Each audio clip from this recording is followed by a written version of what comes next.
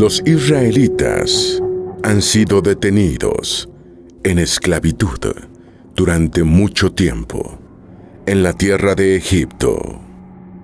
El faraón fue advertido varias veces para que los dejara ir, pero seguía negándose y habría seguido negándose si no fuera por la mano del Señor aplastando la tierra de Egipto, al faraón y a su gente, desatando sobre ellos las peores calamidades. Y así, Dios hizo que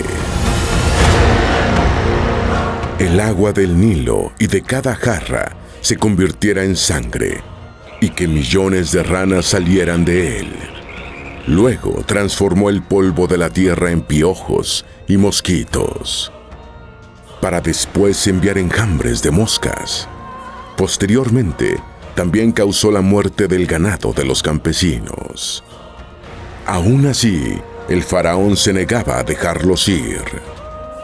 Entonces, Dios provocó llagas en la piel de hombres y animales. Golpeó furiosamente a ambos desde lo alto con tormentas de granizo y fuego. Envió enjambres de langostas tan densos que el cielo se oscureció, agotando sus últimas reservas de comida. Luego, sumergió a Egipto en la más absoluta oscuridad por 3 días. A medianoche del tercer día, finalmente liberó al ángel de la muerte, quitando la vida a todos los primogénitos, humanos y animales sin distinción, incluido el hijo del faraón. Solo entonces el faraón decidió que había perdido demasiado y que no tenía otra opción sino que dejar a los israelitas ir.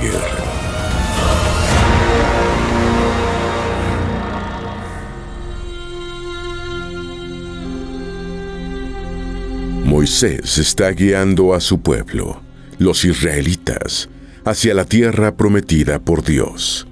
Para alcanzarla, sin embargo, desiertos ardientes y montañas polvorientas deberán ser atravesados.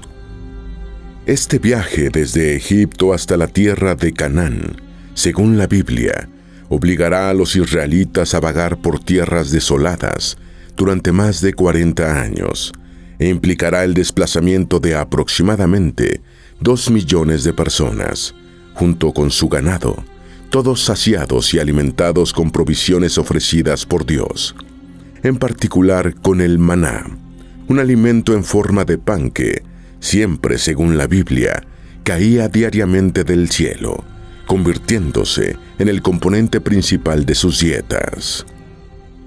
Según el relato bíblico, el maná aparece por la mañana con el rocío. Es una sustancia blanca en forma de copos, comparable en tamaño a las semillas de cilantro, pero con un sabor similar al de las obleas o galletas hechas con miel. El maná se deteriora si se guarda durante la noche, volviéndose fétido y generando gusanos. Por esta razón, los israelitas fueron instruidos a recoger el maná diariamente, ya que se derretiría a medida que el sol calentara progresivamente el día. Cada persona debía recoger específicamente un homer de maná al día, es decir, 1,8 kilogramos. El sexto día debían recoger el doble para prepararse para el día de descanso, el Sabbat, ya que ese día el maná no aparecería. Finalmente, el maná podía ser molido en molinos, machacado en morteros, hervido en ollas y usado como harina para hacer pan y tortas. Cuando se procesaba para cocinar, a la vista de los israelitas, tenía la apariencia de resina, específicamente de resina de bedelio. El consenso académico moderno, en su mayoría, descarta el relato bíblico del Éxodo como un evento histórico realmente ocurrido. Los pocos eruditos que lo aceptan, además, postulan que probablemente fue un evento de escala considerablemente menor, durando solo de unas pocas semanas de viaje a unos pocos meses y que habría involucrado desde solo 5,000 personas hasta un máximo de 140,000, con 20,000 como el número generalmente más aceptado. A pesar de las dudas sobre la veracidad de este evento, las características del maná, al menos como se describen en la Biblia, han suscitado un gran interés entre los investigadores y los historiadores a lo largo de los siglos, llevando a intensas investigaciones y especulaciones para entender si el maná realmente existió y si es un fenómeno que ocurre regularmente en la naturaleza aún hoy en día. Y esto es lo que los investigadores han descubierto.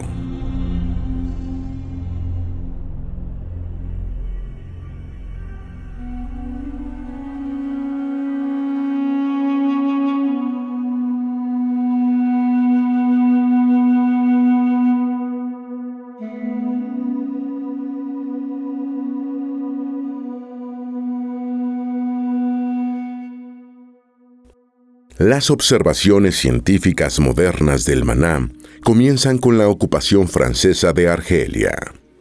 Entre 1840 y 1845, el gobierno francés inició una operación de investigación científica llamada Mission Scientifique. La misión, liderada por prominentes arqueólogos e historiadores franceses de la época, tenía como objetivo recopilar información sobre la geografía, los recursos naturales, la cultura y la historia de Argelia, para comprender mejor cómo controlar la región y explotar sus recursos de la manera más eficiente posible. Esto incluía el mapeo del territorio, el estudio de la flora y la fauna, y la documentación de los sitios arqueológicos y culturales de la región. En algunas ocasiones muy raras, sin embargo, mientras mapeaban los desiertos, los exploradores se encontraron con un fenómeno muy inusual que aún no había sido identificado y que, por tanto, capturó de inmediato su atención. Al menos una vez al año, después de fuertes lluvias, vientos fuertes, tormentas de arena o una combinación de estos eventos, una sustancia blanquecina grisácea caía del cielo. Llevada por los vientos, esta sustancia se acumulaba en depresiones como barrancos entre las montañas, en los valles o detrás de las dunas de arena del desierto, formando una capa que variaba de 10 a 20 centímetros de espesor sobre el suelo. Esta sustancia blanquecina aparecía como una masa gigante compuesta por pequeños glóbulos del tamaño de guisantes, con un diámetro de 5 a 15 milímetros, como si estos glóbulos fueran fragmentos de algo más grande. Además, dado que la sustancia tenía una consistencia terrosa al tacto, los investigadores decidieron llamarla secreción de tierra. Al revisar los informes académicos publicados anteriormente, los investigadores descubrieron que en 1828, un profesor llamado Thenard y su colega Frédéric Parrot ya habían llevado a la atención de la Academia Francesa de Ciencias la ocurrencia de una lluvia de una sustancia similar cerca del monte Ararat en Turquía. Ese año, la sustancia habría cubierto el suelo con una capa de 15 centímetros de espesor. Thenard, además, proporcionó muestras a la Academia, pero después de un análisis químico en 1831, no se alcanzaron resultados concluyentes. Otros investigadores en la región del monte Ararat informaron de eventos similares en 1828, 1826 y 1824. Además, los investigadores presentes en la región del Mar Caspio, en el este de Turquía y en el norte y este de Irán, también tomaron nota de fenómenos similares. Un caso particularmente único, reportado por Osher Eloy, se produjo en la ciudad de Urmia, en Irán, en 1829, donde, después de una fuerte lluvia, los habitantes vieron una sustancia blanca caer del cielo y cubrir el suelo con una capa de 10 centímetros de espesor. Los habitantes notaron también que sus ovejas la comían y, por curiosidad, la probaron ellos mismos. Al darse cuenta de que era comestible y, sorprendentemente, también dulce, y dado que en ese momento estaban experimentando una hambruna, consideraron este evento un milagro. Los investigadores de la expedición en Argelia, entonces, después de leer atentamente los informes y realizar un meticuloso análisis botánico y químico, llegaron a la conclusión de que esos glóbulos de tierra del tamaño de guisantes no podían pertenecer a otra cosa, sino a un tipo muy particular de líquen comestible que se llama Lecanora esculenta. Un líquen es un organismo complejo compuesto por un hongo y un alga o una cianobacteria que trabajan juntos en una relación de simbiosis. En esta relación, el hongo proporciona la estructura y la protección, mientras que el alga, al capturar la luz solar, el agua y el dióxido de carbono del entorno, produce alimento para ambos mediante la fotosíntesis. Un líquen, como tal, puede crecer y sobrevivir en los ambientes más extremos, como los desiertos, porque primero, no necesita suelo para obtener sus nutrientes, los produce mediante la fotosíntesis, y segundo, tampoco necesita mucha agua, porque la absorbe de la humedad del aire. El líquen Lecanora esculenta, en particular, crece en montañas ricas en caliza, formaciones rocosas y suelos calcáreos. Externamente, el líquen parece blanquecino, mientras que internamente puede variar del marrón al blanquecino. Después de fuertes periodos de sequía, la estructura del líquen se seca y su cuerpo se desmorona en pedazos, cayendo gradualmente desde las paredes de las montañas al suelo. Ahora, imagínate montañas enteras que albergan este líquen en sus paredes. Cuando los líquenes se secan y se desprenden de las paredes de las montañas, los vientos fuertes y las tormentas pueden levantar los detritos del líquen del suelo, llevarlos a la atmósfera y transportarlos varios kilómetros, sino decenas o cientos de kilómetros, en cualquier dirección, antes de que vuelvan nuevamente a caer al suelo. En la mayoría de los casos, debido a la baja densidad de población de los desiertos, los líquenes simplemente caen en lugares deshabitados, lejos de la vista de las personas, como en las dunas de arena, y nadie los nota. Sin embargo, en casos muy raros, pueden caer cerca de asentamientos. Se notó que, en la mayoría de los casos, una caída del líquen era descubierta predominantemente y activamente por personas en áreas afectadas por graves hambrunas.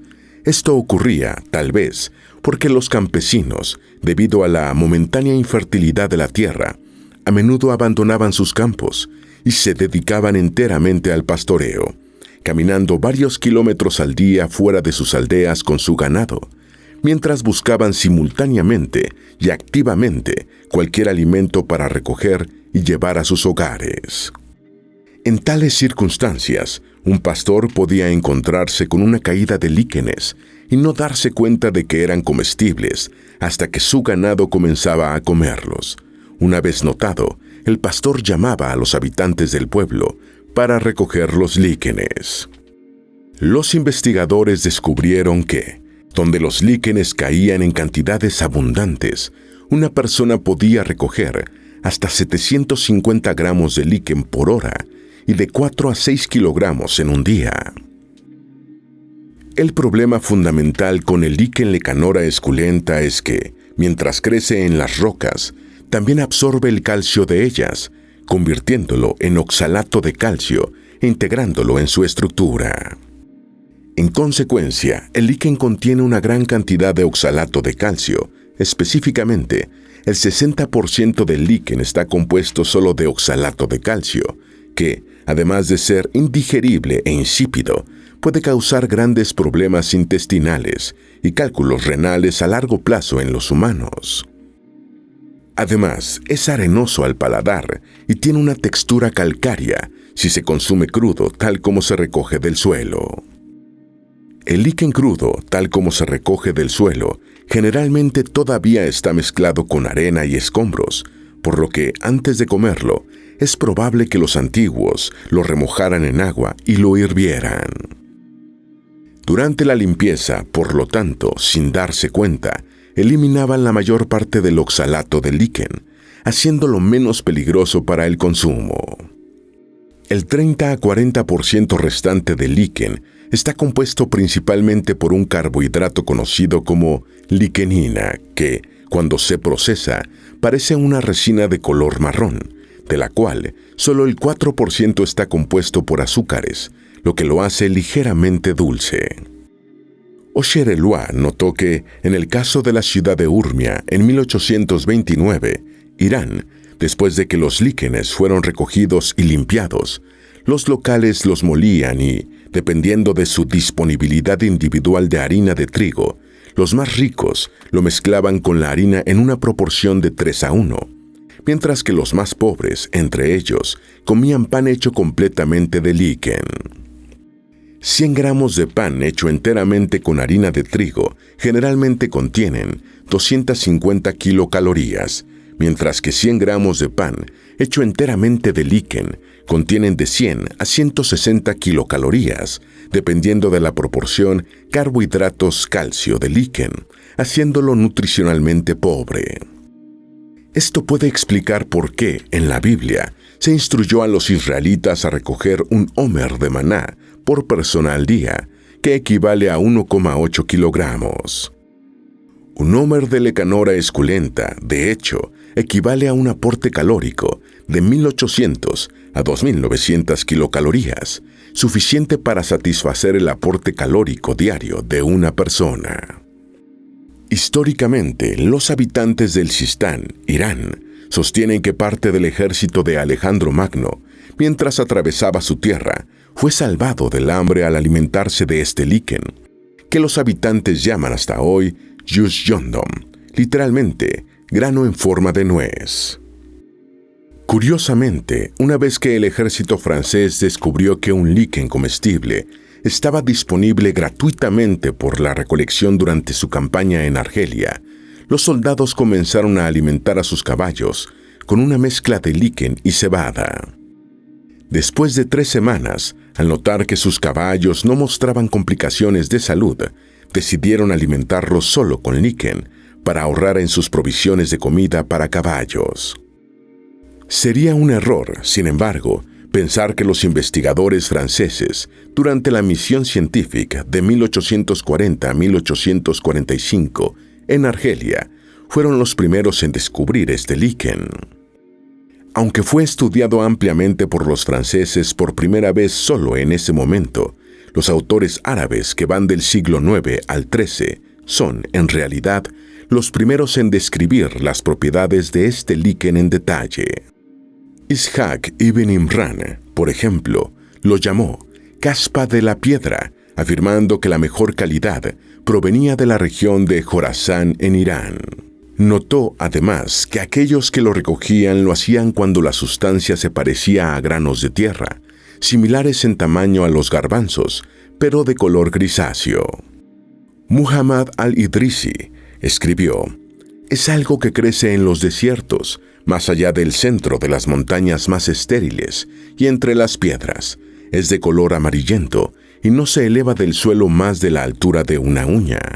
Al-Idrisi añadió, además, que este líquen se pulverizaba y se añadía al agua para darle un sabor dulce. Avicena, nacido en Afshona, en la moderna región de Bujará, en Uzbekistán, lo llamó tierra granosa y dijo que se utilizaba para hacer medicinas y para fermentar el vino. Muhammad al-Gafiki, desde Andalucía, lo llamó polvo de miel y flor de la piedra, y notó que era un producto de exportación.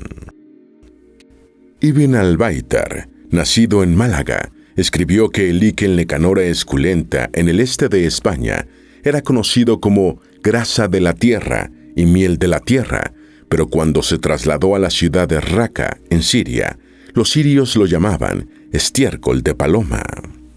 Para ser claros, los antiguos árabes nunca vinculaban explícitamente el concepto del maná bíblico y coránico con un líquen.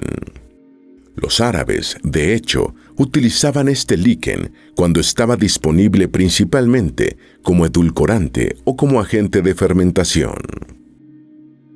Pero en la colección de hadices en el libro Sahih Muslim 2049F encontramos un detalle curioso que vale la pena mencionar. Said bin Said relata que el mensajero de Alá, Mahoma, una vez dijo: «Las trufas son una especie de maná que Alá, el Altísimo, el Majestuoso, dio a los hijos de Israel y que su jugo es una medicina para los ojos». Las trufas del desierto o terfesiache, por lo tanto, de manera similar al líquen lecanora esculenta, están relacionadas, ya que ambos son hongos, sugiriendo que también el maná podría ser un hongo. Volviendo al tema, el artículo que hemos utilizado más hasta ahora, de Maná Lichen Lecanora esculenta, de R.A. Donkin, también señala que el líquen lecanora esculenta ha sido empleado como alimento en muchas ocasiones en Asia Menor y Asia Central a lo largo de la historia. Por ejemplo, en el este de Turquía es conocido como Kudret Bogdasi, grano de la maravilla, mientras que en algunas partes de Irán es conocido como Shirzad, productor de leche, porque se suministra a las madres en fase de lactancia. Los kurdos lo llaman pan del cielo y pan de la tierra, mientras que los kazajos lo llaman semliano kleb, es decir, pan de la tierra. Como habrás comprendido, el líquen lecanora esculenta no solo crece en el norte de África como Argelia, sino también hasta en Kazajistán y a lo largo de lo que los botánicos llaman la región irano-turaniana, que incluye la península del Sinaí, a través de la cual Moisés, supuestamente, guió a los israelitas hacia la tierra prometida. Sin embargo, aunque la investigación de R.A. Donkin y los análisis de los exploradores franceses en Argelia y en la región del Mar Caspio parecían estar finalmente a punto de cerrar el capítulo sobre el maná, identificándolo de una vez por todas con un líquen, todavía había incongruencias significativas entre las características de la lecanora esculenta y los detalles del relato bíblico del Éxodo, que permanecían esencialmente sin explicación. Primero, aunque ya se sabía desde hace tiempo que la península del Sinaí albergaba el líquen lecanora esculenta, en verdad, nunca se enviaron exploradores para comprobar si alguna vez se había producido un fenómeno similar en la península. Segundo, aunque el aspecto físico del líquen lecanora esculenta correspondía en gran parte a la descripción del maná bíblico, todavía había diferencias significativas en los detalles. En la Biblia, el maná se describe como una sustancia blanca, en forma de copos que cae diariamente por la mañana con el rocío, que desaparece con el calor del sol y que se deteriora si se conserva durante la noche. Al contrario, los líquenes no tienen forma de copos, sino de gránulos, caen extremadamente rara vez, posiblemente una vez al año o una vez cada varios años. No desaparecen con el aumento del calor del día y, cuando se procesan en alimentos más complejos, pueden durar semanas. Los investigadores estaban por lo tanto satisfechos, pero no lo suficiente convencidos como para cerrar el caso, por lo que continuaron investigando. Esto es lo que descubrieron a continuación.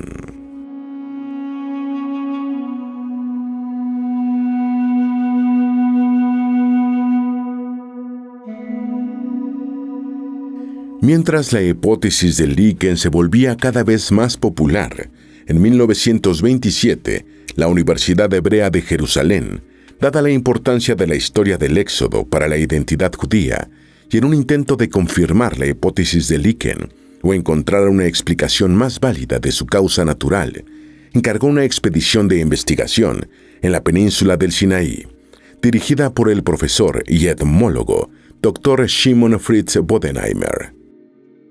Cuando Bodenheimer llegó a la península del Sinaí, recorrió la misma ruta que Moisés y los israelitas recorrieron durante el Éxodo.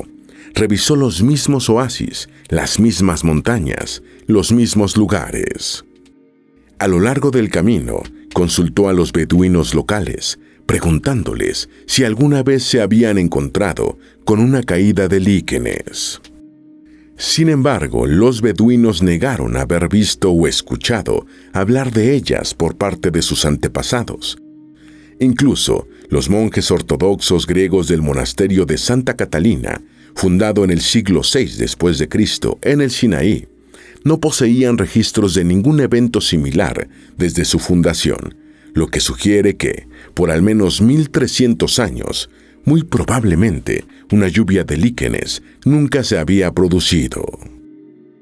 Por lo tanto, la hipótesis del líquen, volviéndose cada vez más improbable, tuvo que ser dejada de lado. Llegados a este punto, ¿qué otras explicaciones quedaban? ¿Qué otra cosa podía explicar el maná bíblico y llenar las lagunas de la teoría del líquen de una vez por todas? El hecho de que la Universidad Hebrea de Jerusalén hubiera elegido enviar al Dr. Shimon Fritz Bodenheimer, un etmólogo, es decir, un experto en insectos, a explorar la península del Sinaí, en lugar de a un botánico u otro tipo de experto, puede parecer paradójico. ¿Por qué precisamente un etmólogo? Sin embargo, fue un paso calculado. Debes saber que, de hecho, hasta ese momento, los eruditos del mundo árabe y latino medieval, a partir del siglo XI con Avicena, ya habían investigado los orígenes del maná durante casi 1000 años. Avicena, tal vez debido a su influencia religiosa o debido a las creencias comunes de su tiempo, afirmó que el maná era una sustancia blanca, como el rocío que llovía del cielo, solo sobre ciertas rocas, plantas y árboles. En general, una sustancia, obviamente, no puede llover exclusivamente solo sobre ciertos objetos muy específicos. Por lo tanto, siglos después, Ibn al-Baitar, Conrad de Mecklenburg y libros de herboristería latinos populares, tales como el Herbarius Moguntinus y el Gärtner Gesundheit del siglo XV, corrigieron esta visión observando que en realidad ningún tipo de rocío caía del cielo solo sobre plantas y árboles, sino que los mismos árboles y plantas, al contrario, secretaban una sustancia blanca, similar a la resina, desde su interior, que luego goteaba y se adhería a las ramas y hojas antes de solidificarse, pareciendo como si la sustancia hubiera caído del cielo. En el siglo XVI, por ejemplo, en las tierras más áridas del sur de Italia, los campesinos calabreses y sicilianos cultivaban centenas de árboles de fresno, creaban incisiones en sus troncos, recogían la savia que goteaba y una vez solidificada, la vendían en los mercados locales bajo el nombre de maná. Esto, a primera vista, podría parecer solo otra táctica ingeniosa de marketing de la época, o, ¿por qué no?, una estafa. Pero la realidad es que, desde el siglo XV, tanto los botánicos como los estudiosos de la época ya coincidían ampliamente en que el maná era sinónimo de cualquier secreción dulce de plantas y árboles que fuera comestible. De hecho, Bodenheimer, ya antes de partir hacia el Sinaí, fue instruido para examinar de cerca un árbol muy específico, común en las tierras áridas y desérticas del norte de África, del Sinaí y de Eurasia, un árbol que los locales del Sinaí llaman, en árabe, tarfá, conocido en español como taray, taraje y tamarisco de latín tamarix, porque se decía que perdía savia por sí solo durante unos pocos meses al año, de mediados de junio a finales de julio. De hecho es que, generalmente, un árbol no gotea savia por sí solo, a menos que su estructura se vea comprometida por algo externo. Para hacer que los árboles goten savia, como aprendimos de las técnicas de los campesinos sicilianos y calabreses con los fresnos, es necesaria una intervención humana. Se deben realizar perforaciones o incisiones en el tronco. Entonces, ¿cómo podría un árbol perder savia por sí solo en medio del desierto, a menos que algo, además de un humano, lo dañara? Christian Gottfried Ehrenberg, 120 años antes de la expedición al Sinaí de la Universidad Hebrea de Jerusalén, otro investigador anterior a Bodenheimer, intentó demostrar que la pérdida de savia era causada por un factor externo. Ehrenberg analizó de cerca los árboles de tamarisco y notó que algunos insectos muy pequeños estaban succionando la savia de los árboles, creando agujeros en sus ramas. De los agujeros de succión creados por los insectos parecía fluir la savia, por lo que Ehrenberg supuso que eran los insectos los que causaban el maná, y por ello llamó a estos insectos Coccus maniparus, es decir, insecto escala productor de maná. ¿Pero estaba Ehrenberg en lo correcto? En realidad, sí, pero no de la manera en que Ehrenberg podría haber esperado. Bodenheimer, después de un examen más atento, determinó que tales insectos eran colonias de áfidos, precisamente de Coccus maniparus de Ehrenberg en las montañas, un insecto que fue renombrado como Trabutina manipara y Najacoccus serpentinus en las llanuras. Los áfidos succionan grandes cantidades de savia de las ramas del tamarisco, porque su savia es rica en carbohidratos, pero extremadamente pobre en nitrógeno. Como los áfidos necesitan una cantidad mínima de nitrógeno para el correcto funcionamiento de su metabolismo, consumen savia en exceso hasta alcanzar su objetivo mínimo de nitrógeno. Durante la succión, los carbohidratos en exceso pasan a través de sus cuerpos y finalmente a través de su ano, formando lo que se llama técnicamente una secreción de mielada, que es comestible y muy dulce, compuesta en un 90% de azúcares. Las gotas de mielada, debido al aire seco del desierto, se solidifican rápidamente en gránulos blancos en forma de copos que posteriormente se vuelven amarillentos y marrones debido a la oxidación. Los gránulos de mielada al final caen al suelo alrededor del árbol y permanecen allí, a menos que el viento los lleve a distancias mayores. Ahora, ¿cómo se compara la teoría de la mielada de áfidos con el maná bíblico? Primero, el maná bíblico fue descubierto por los israelitas el día 15 del segundo mes después de su éxodo de Egipto, que corresponde a la mitad o al final del mes egipcio de Siwan, es decir, de finales de mayo a principios de junio. Los áfidos comienzan a secretar mielada en los árboles de tamarisco desde finales de mayo hasta principios de junio, de acuerdo con la descripción bíblica. Segundo, el maná bíblico aparece por la mañana con el rocío. Los áfidos son más activos durante la noche, momento en el que secretan los gránulos de mielada. Durante la noche, estos gránulos caen al suelo y se acumulan formando una capa blanca muy fina que las personas notan por la mañana, de acuerdo con la descripción bíblica. Tercero, el maná bíblico se describe como una sustancia blanca y en forma de copos comparables en tamaño a las semillas de cilantro, que tienen el sabor de obleas y galletas hechas con miel. La mielada de áfidos es una sustancia blanca compuesta por gránulos en forma de copos, similares en tamaño a las semillas, y que tiene el sabor de la miel, de acuerdo con la descripción bíblica. Cuarto, el maná bíblico desaparece a medida que el sol, a partir del amanecer, calienta progresivamente el día, derritiéndose. Alrededor de las 8 o 9 de la mañana, cuando el suelo alcanza los 21 grados centígrados, Bodenheimer observó que enjambres de hormigas aparecían para recoger rápidamente los gránulos de mielada del suelo, dando la impresión de que los gránulos desaparecían a medida que la temperatura del día aumentaba. Sin embargo, las hormigas cesaban su actividad temprano en la tarde, permitiendo que la mielada se acumulara en el suelo durante la noche. Según Bodenheimer, la palabra derretir en la traducción bíblica podría ser una interpretación errónea de los autores o traductores, siendo desaparecer una descripción más precisa.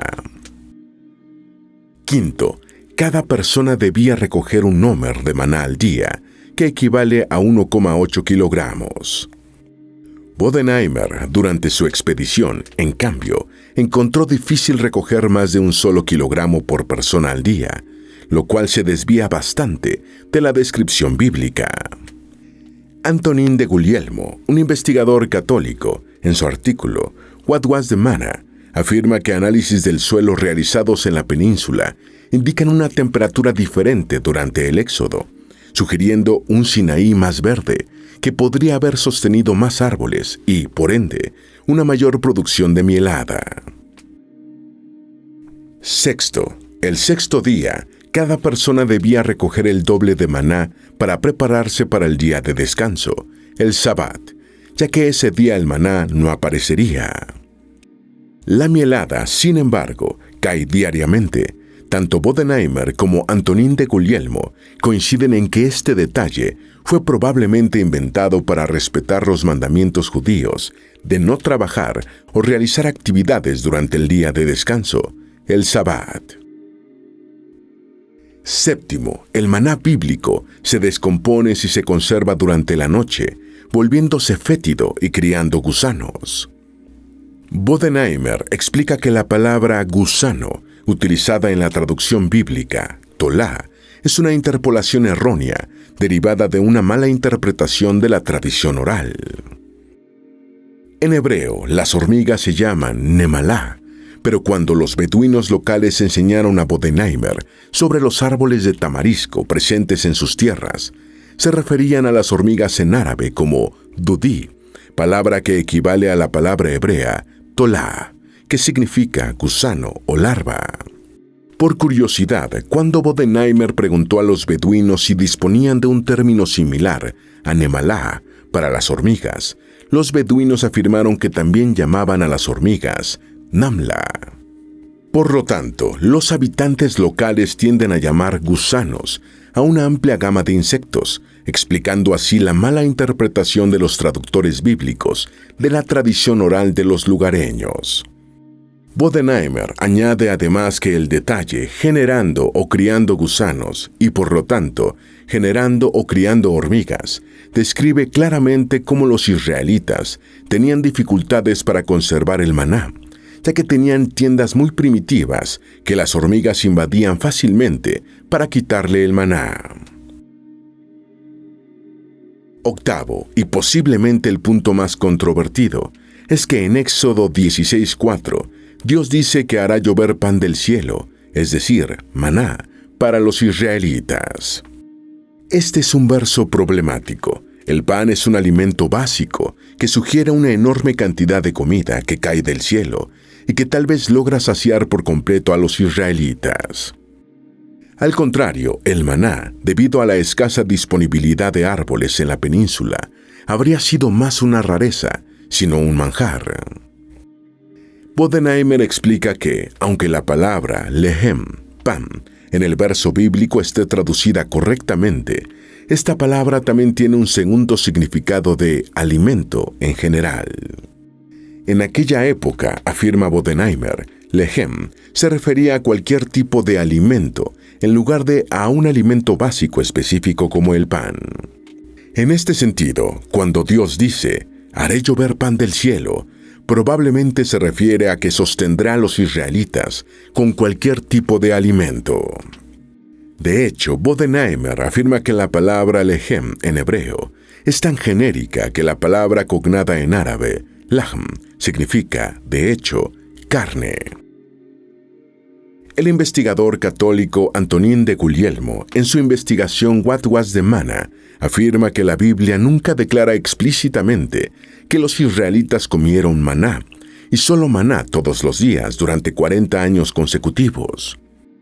De Guglielmo sostiene que muy probablemente los israelitas consumieran maná solo durante los meses de junio y julio, cuando el maná estaba disponible estacionalmente.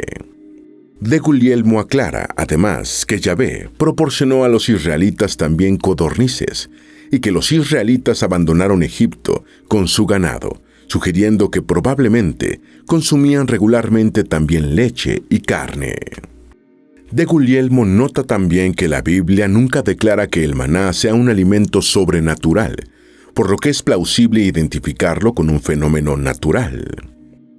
Aunque la Biblia sugiere que el maná fue proporcionado en cantidades que parecen sobrenaturales a primera vista, esto podría atribuirse a los cambios climáticos, como se descubrió anteriormente.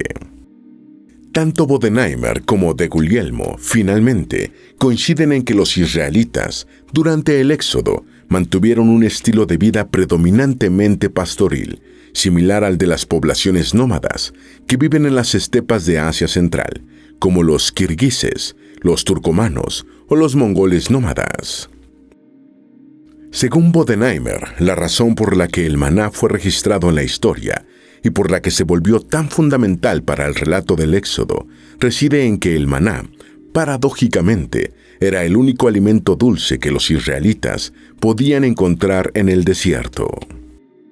Bodenheimer cuenta, solo aquellos que han vivido con los beduinos por un cierto tiempo entenderán cómo encontrar algo dulce mientras se deambula por el desierto puede convertirse en el momento más preciado del día. Esto explica cómo el maná, siendo uno de los pocos recursos dulces y disponible en cantidades relevantes en los desiertos, en este caso en la península del Sinaí, terminó teniendo un papel tan central en el relato del Éxodo bíblico. Si la conclusión de que el maná, excrementos de insectos, todavía te parece extraña o improbable, considera esto. ¿Qué significa realmente maná? En primer lugar, etimológicamente. Se han propuesto varias hipótesis. La hipótesis actualmente más aceptada es que la palabra maná no deriva del hebreo sino del compuesto arameo, manhu, que podría ser una pregunta como ¿qué es esto? Además, si la palabra aramea man es cognada con la palabra árabe man, entonces ya tenemos una respuesta. En árabe, man significa áfidos, por lo que maná o manhu podría significar literalmente estos son áfidos, mientras que su producto, la mielada o man al-sama, en árabe significa literalmente maná del cielo. Finalmente, algunas cigarras pertenecientes al grupo Homoptera están presentes también en la península del Sinaí, en el sur de Irak y en Irán. Estas cigarras, dado que producen secreciones dulces similares a las de los áfidos, también se llaman maná por los locales. Durante el periodo de Bodenheimer reportó que había vendedores en la ciudad de Bagdad, en Irak, que vendían dulces y productos de confitería bajo el nombre de maná, y que el Kurdistán, en ese periodo, era el mayor productor de maná del Oriente Medio. Investigar, escribir, narrar y montar videos como estos requiere una cantidad sustancial de tiempo, esfuerzo y recursos. Somos un pequeño equipo de 3 personas y los ingresos publicitarios de YouTube no cubren nuestros costos operativos. Si encuentras estos videos informativos y valiosos, por favor, considera apoyar nuestro trabajo a través de Patreon o con un Super Thanks aquí en YouTube. Gracias por seguirnos. Esperamos haber respondido a la mayoría de las preguntas que podrías tener sobre este tema. Felicidades por haber llegado hasta el final. Finalmente, te deseamos un buen día.